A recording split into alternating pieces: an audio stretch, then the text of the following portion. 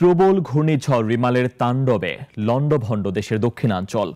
উপকূলীয় জেলাগুলোতে আংশিক বা সম্পূর্ণ বিধ্বস্ত হয়েছে ১.৫ লাখেরও বেশি ঘরবাড়ি, উপড়ে গেছে অসংখ্য গাছপালা।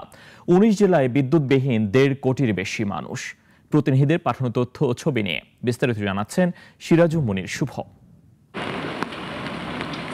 ঘূর্ণিঝড় রিমালের তাণ্ডবে বরিশালে ৩ জনের মৃত্যু হয়েছে। কমপক্ষে ১০,০০০ ঘর বিধ্বস্ত হয়েছে, লণ্ডভণ্ড হয়ে গেছে অগণিত গাছপালা, পানিবন্দী ৩০,০০০-এর বেশি মানুষ।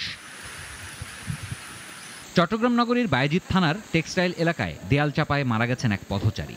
একটানা ভারী বর্ষণ সঙ্গে জোয়ারের পানি দুইয়ে মিলে তলিয়ে গেছে নগরীর বিভিন্ন এলাকা।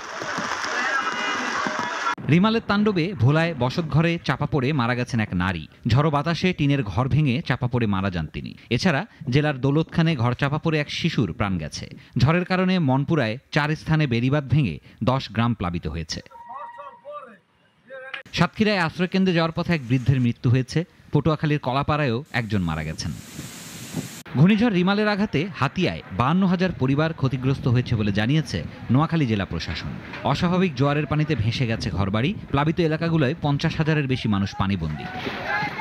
লক্ষ্মীপুরে ঘূর্ণিঝড়ে ব্যাপক ক্ষয়ক্ষতি হয়েছে। রামগঞ্জে ঘর চাপা পড়ে ৭ বছরের এক কন্যা শিশু মারা গেছে। জোয়ারের পানিতে কমলনগর নাসিরগঞ্জ এলাকায় ১০০ মিটারেরও বেশি বেড়িবাঁধ ভেঙে গেছে।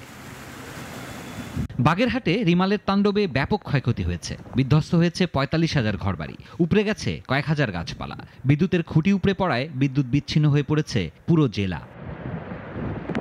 কক্সবাজারে বৈরী আবহাওয়া বিরাজ করছে, বজ্রবৃষ্টি ও দমকা হাওয়া বয়ে যাচ্ছে। প্রচণ্ড উত্তাল সাগর।